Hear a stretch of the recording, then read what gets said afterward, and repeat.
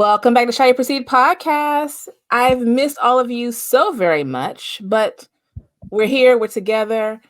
I know you love me, I love you. It's all good. And today, like no other day, I have an amazing guest, someone who is a podcast pro. We'll get into that later on, but published author, motivational speaker, coach, Sheena Chan, right?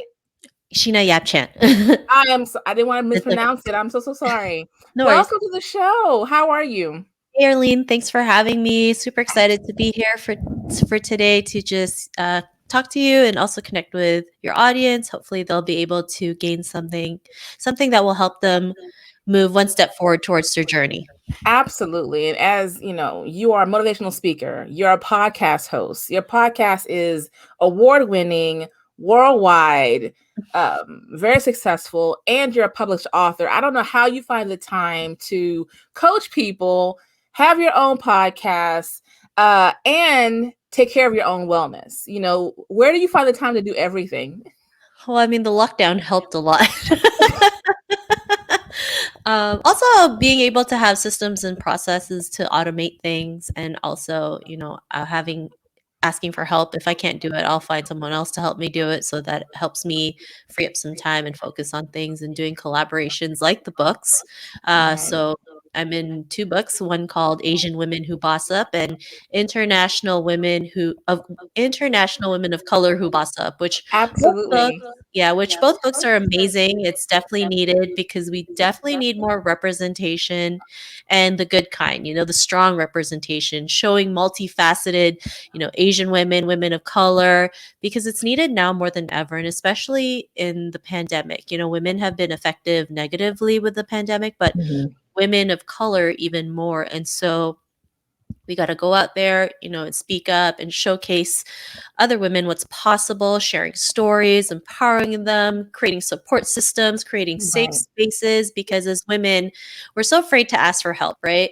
We're so afraid to think, like most people think asking for help is a sign of weakness, but it can really help you when you're jumpstart your own journey. So it's really important out there to go ask for help. But let me ask you, so, you do a lot. And of course, 2020 really helped a lot of us pivot and get really more creative in how we do what we do, realizing what you need and what you do not need. So that was the plus for 2020, utilizing other resources, opening up other areas of your brain to get things done. And, it's easy to say and it's obvious that you have built a brand, a platform, who you are on helping other women of color, Asian women succeed and find their purpose and their confidence in life. But you didn't start off doing that. So I would love to know, what was your journey to where you are right now? Well, yeah, I didn't start off that way. I used to work a job and I used to be in an office for 12 years. I always knew that it wasn't for me. Like, I would literally sit in my cubicle and think, like, there's no way I can work here until I'm like 60 or 65. And, I didn't really want to start living life after like retirement age, right? It's like, I really wanted to start living life as young as I can, right? And one part of my life that really kind of made me wake up a little bit was when my aunt passed away from a very horrific accident. She actually made me realize how short life was, and made me realize, what kind of life do I want to live? Like, do I want to live, being like a zombie, going into work Monday to Friday, not even thinking about what's going on, and is just having the same routine day in, day out? And I'm not saying, having a job is bad. If you love your job, that's great. But I know our jobs before, right?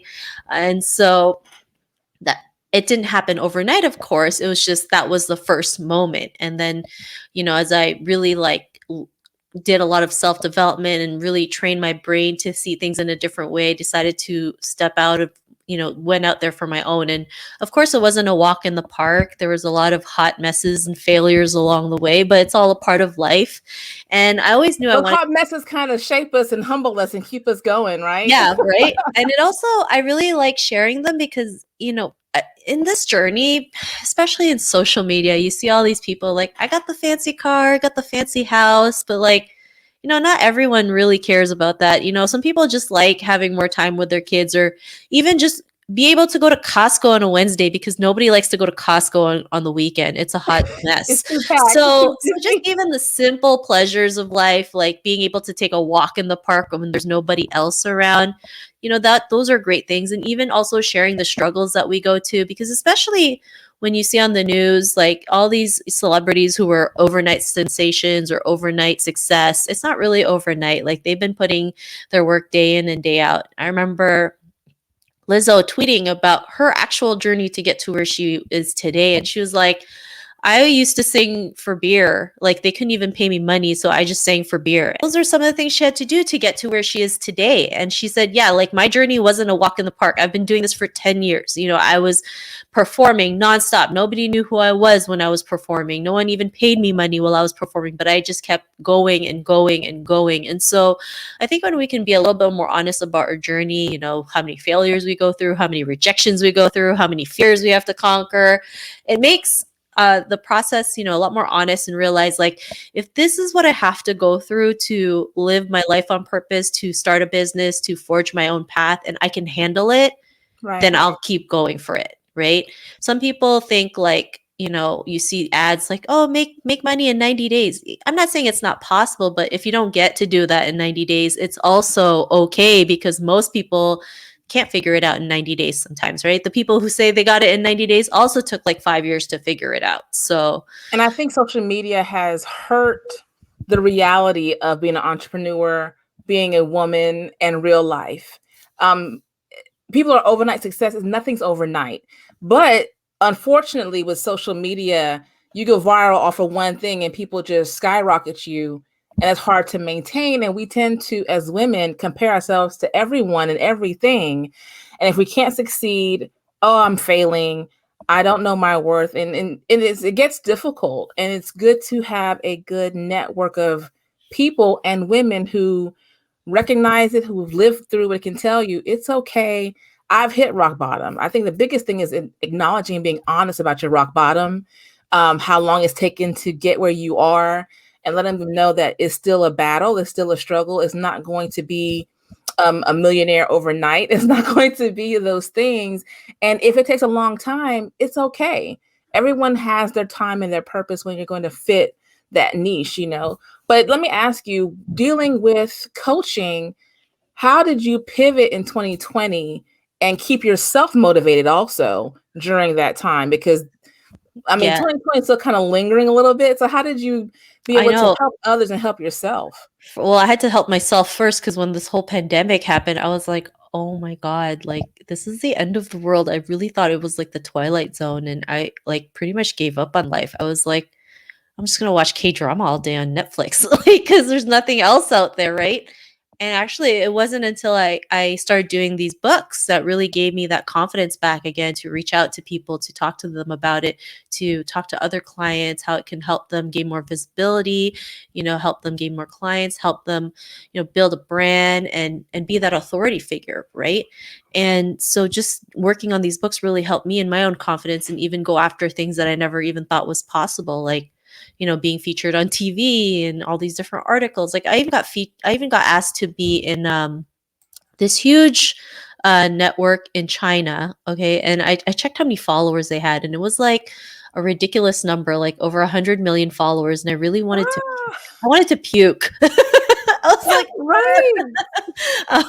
but I went for it, even though I was scared, even though I was nervous, even though if I blanked out on live television, I still did it. And so that wouldn't have happened if, I didn't start creating the book and help create it and help, look for Asian women who were brave enough to go out there and share their story, because it's important to share our story. And some of the stories in the books are amazing. So, yeah. Absolutely, absolutely. And I think it's a great to have that collaboration of other women who look like you, who sound like you, have similar maybe family dynamics to kind of collaborate with and tell that story. So someone can pick up that book who can find, I think it's 17 or 18 similar, Yeah. 18 Asian women. relatable. Yeah, Yeah. relatable, like, okay, you look like me, you sound like me. I can relate to that struggle. I can relate to, they can pick and choose what fits them and Yeah. find their own story, hopefully. Yeah. Absolutely. But And it's nice to hear even you were intimidated by the 100 million. That would, I would yeah, shut down. it was a lot. I was like, I'm gonna puke today.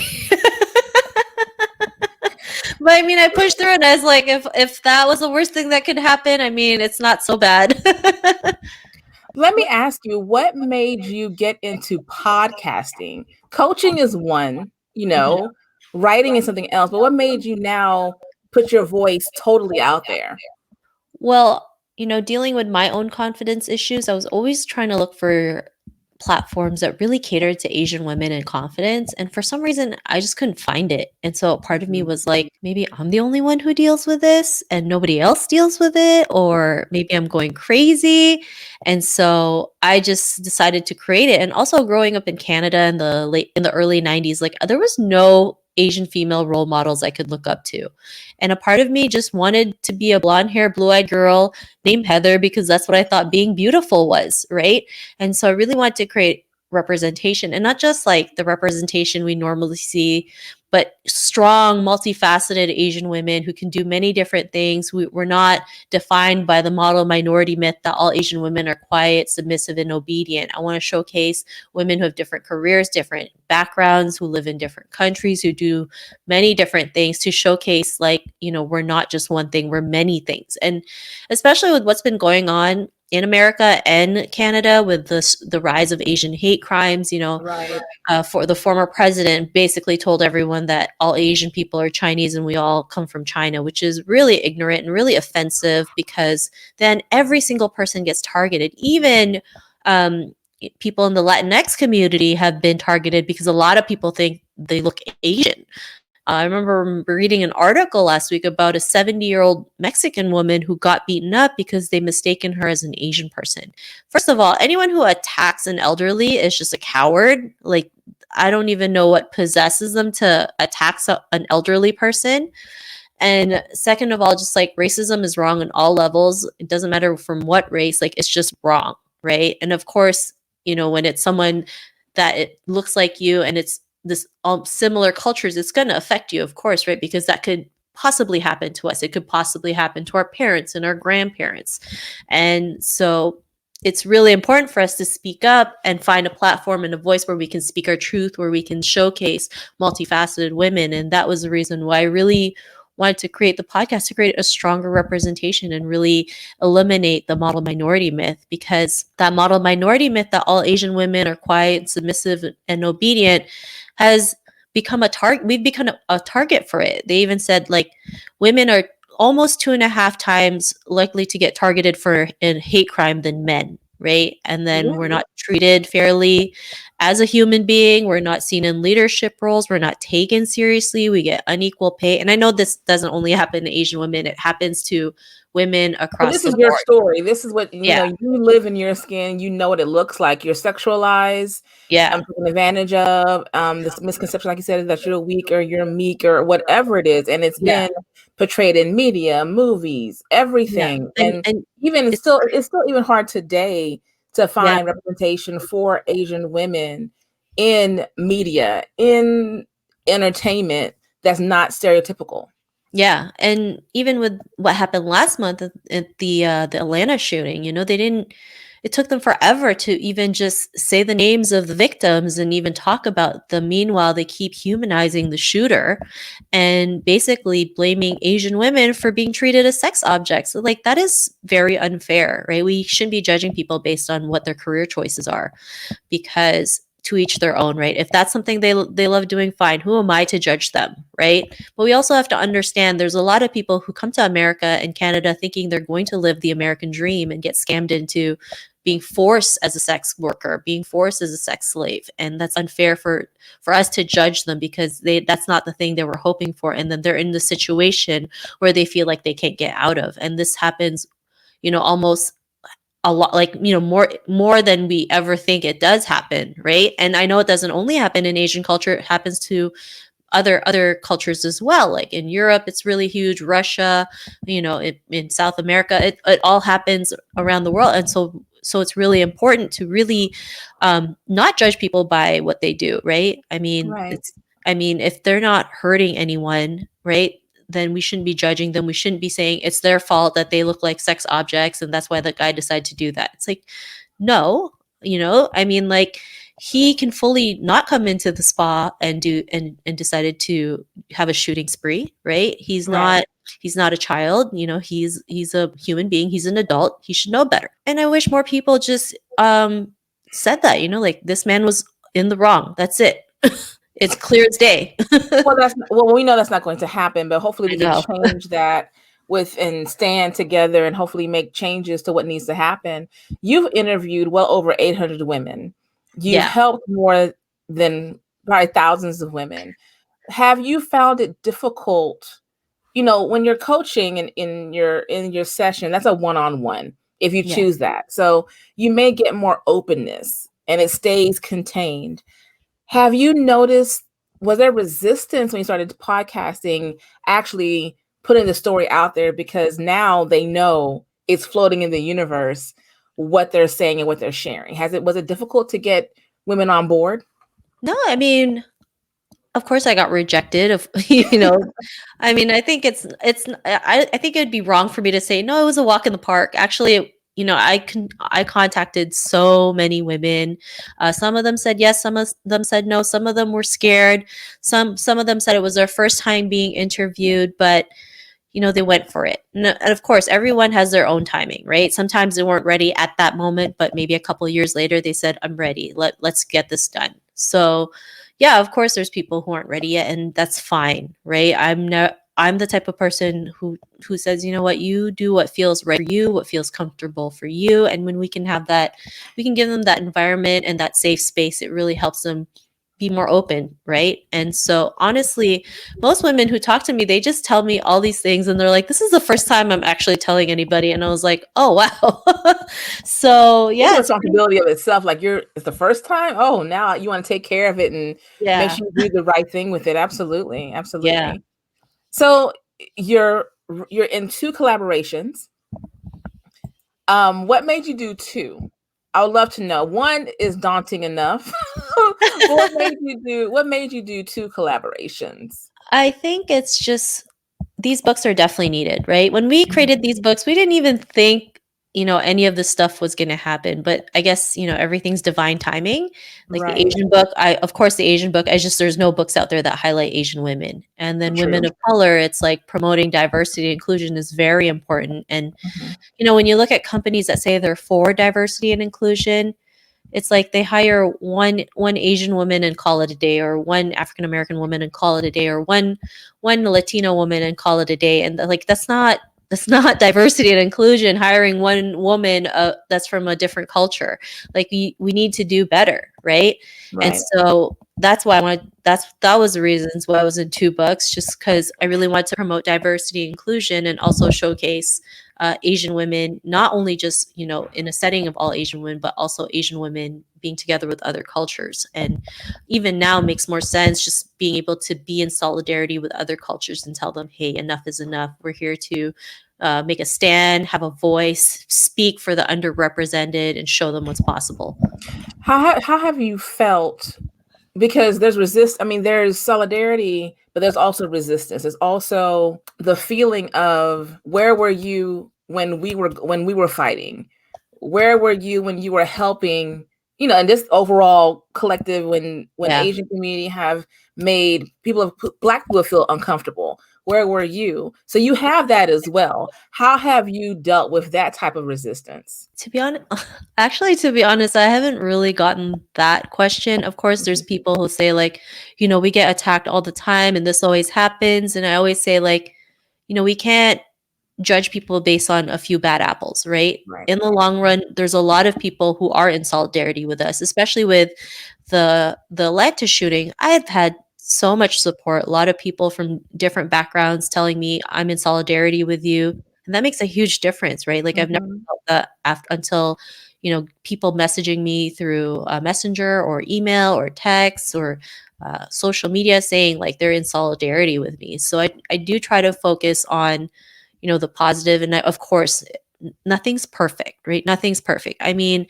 Asian people attack other Asian people, right? And that's probably something we need to address as well. Or in Asia, the men, you know, some countries treat the men treat their women like crap, right? And so this is just not one problem. Like there's so many problems we have to fix, right? But we just have to go out there and keep speaking up and keep speaking up. I mean, another reason why I really wanted to create the podcast was to help women speak up and rise up, because we get so many labels. It's just insane. Like in China, if you're 25 and over and you're still single, like you're considered a leftover. It's crazy, right? Like we are considered leftovers because we're 25 and over and still single. And even in Japan, it's called Christmas cake, because after Christmas, like it's a leftover. So it's just crazy to be honest. Like, in the East, it's like inequality for women, in Asian countries. And then in the West, we just get racism, in all fronts. Oh, it's ridiculous. Yeah. It's ridiculous. And here in And on Canada, top of that, you get being a woman and being over a certain age and still being single and unmarried and no children. That's another layer of someone trying to put an amount on your worth and what you're available for, what you're good for. And all. It's like, how dare you put that label on me? Who are you to tell me what I shouldn't do? And also culturally, in many cultures, you're kind of molded and forced to do all these things before 25, and you must. If not, you're not going to be anything, or no one's going to want you, or whatever that may be. So the pressure is ridiculous. It is ridiculous. And I don't know how we put up with it. And then we got social media when everything's like edited to a T. Like that's another thing that we have to deal with. I recently just read an article about 80% of like 13-year-olds now have an editing app. Like how it's so unfortunate that this is what we're showing, that we need editing apps to show them that that's what being beautiful is. And really, we just need to learn to show up unapologetically ourselves, our raw selves, even if it means having a bad hair day or, having a pimple on your face. I don't know, but we really need to like just show up as ourselves so that, kids can feel comfortable in their own skin and learn to love themselves, right? Even there's reports saying kids already feel insecure as young as 6, like little girls, right? Or they feel like they're not or they feel like they're not as smart as boys. And that's not the type of message we really want to send our younger generation, or our future generation. We want them to realize like anything is possible if you put your mind to it and don't let anyone tell you differently. And especially, I grew, I used to work in an office where like it was mostly men, right? And I remember like at that time I really wanted to look for a job because I basically did everything that I could in the job that I had, and I wanted to make more money. And I remember when I was searching for a job, my old coworker at the time was like, "Well, why are you going to look for another job? You already make more than enough as a woman." And I was like, at that time, I didn't really have the confidence to like say piss off or whatever, right? And I was like, yeah, maybe he's right. I guess this is the best that I could do. Like, this is my cap, right? And we always put a cap on ourselves and realize like we need to take that cap off and just let it out. And because sky's the limit. And it's worse when you are single, unmarried, and no children. Why do you need more money? Or they think, well, you don't have a husband at home. You can work all day. You don't have. So it's like how you can't win for losing. You cannot win for losing whatsoever. So you are a confidence coach. What does that look like? So what do you offer? I'm in a session. Sheena, I need you. It depends on what you're looking for, right? Some women, it could be a mindset shift. It could be something traumatic that's holding them back that they're not even aware of. So kind of like discovering that trauma. Also, sometimes just being accountable for you, right? Like some women are so afraid to promote themselves, right? So I'm there telling you, it's time for you to post that YouTube channel, or it's time for you to launch your program. It's time for you to send that email. When someone is there just telling you to do it and like just, tapping you like, hey, let's do it. Let's go. Let's go. It's time. If you don't do this, you're doing a disservice. You're not going to make money. You're not going to get clients. Like, then they'll be able to take action and be more confident and realize like they're not alone in this journey. There's someone out there who can help them just give that little push or that little tap to just take action in their own stuff. So, and that is so needed. That is so needed. I know I suffer from the whole imposter syndrome sometimes, or I walk in fear. We all do. Some of the fear is good, where I'm like, okay, I got to no matter what. Or, there's things that I know I should have launched a long time ago, and I have it all lined out, but I am afraid to do it because I don't know how it's going to look. I don't feel I'm going to be supported, when I shouldn't even be worried about that, right? That shouldn't even be on my mind. Just do it. Yeah. But I'm holding myself back. Even though I tell people, don't hold yourself back. I am the number I one know. holder backer. We're so good at telling people like, go for it. And meanwhile, you're like, I'm going to go back to watching my K-drama. So I know. In a ball, crying, watching, binge watching something on Netflix or something like that. Absolutely. So we have you in our corner to help encourage us. Do you help women, not just Asian women? Is it all women that you help, or is it just Asian women? I can, I love helping, women, like all women. I do like a focus more on Asian women, but, I have had women from other cultures, asking for help. And I'm not going to turn them down if they need the help, right? No, I understand. No, I just asked the question because sometimes, you have, I fully believe sometimes you have to kind of cater to where the need is, you know what I mean? And women who are Asian women, the need, you understand what could be holding them back. I was just asking because I may be like, no worries. I mean, I think sometimes, people come to you for a reason, and then it's up to you to make that decision, right? It's like, well, where would this lead me if I help this person, right? Maybe it could lead you to another person or a different opportunity. And so, like, sometimes, if there's a certain person that doesn't fit at all, I'll be like, I'll have a nice day, right? Yeah, let me refer you to someone. Absolutely. Yeah, let me give you to someone who might work out for you, right? I mean, it's normal, right? We're in business for ourselves, so we get to pick and choose who we want to work with. That is great, and I love that. I love that because I know for me, I do not interview everyone. I will not interview just anyone, because I have built this fit on 3 pillars that I call them. And if you don't fit into that, I'm not going to I don't want the views or the streams just because. I want them to have purpose and have quality, not quantity. So I fully understand that, and I respect that totally. Yeah. So 2 books. When are they coming out? Yeah. So our International Women of Color Who Boss Up will be launching April 27th on Amazon. So please, anyone watching, feel free to buy a copy, or, if you have Kindle Unlimited, just download it. Really appreciate the support. It's a really powerful book, 16 women of color on a cover of a book. I mean, it's something you don't see at all, to be honest. I don't think I've ever seen it. I mean, I don't even know if I have a copy of the book on me, but the one that you're sharing, that's Asian Women Who Boss Up. And you can actually pre-order a copy today, and a part of the proceeds will be donated to nonprofit organizations that are fighting anti-Asian. Yeah, it's a book with a cause, I say. For the podcast, you can check out the Tao of Self Confidence on Apple Podcasts, Spotify, Google Play, all the major podcast directories, or you can check out my website that you see there. You just go to the taoofselfconfidence.com, or you can also, if you really forget everything that I mentioned, you can also Google Sheena Yap Chan, because I'm the only Sheena Yap Chan on the internet. You really are. When I Google, just like, oh, that's like, there's only one Erlene Mango. There's only one. I'm like, oh, that's easy. So that's the easiest thing I tell people. But if you go to either websites, you can also get a free report, 8 ways to boss up your confidence in life and business. Right. Love it. I have thoroughly enjoyed talking to you. I must have you on again. Yeah, I would love to be on again. We're going to have another deeper conversation about culture and life and what's going on.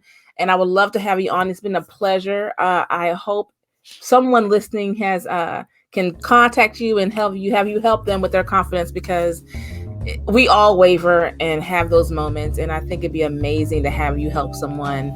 You are super successful, amazing. I've already tried to pre-order your books. I have to read them. I'm interviewing you, so I have to read it. And I say thank you for wanting to be on. Yeah, thanks for having me. I really had a great time. Good. Thank you so much.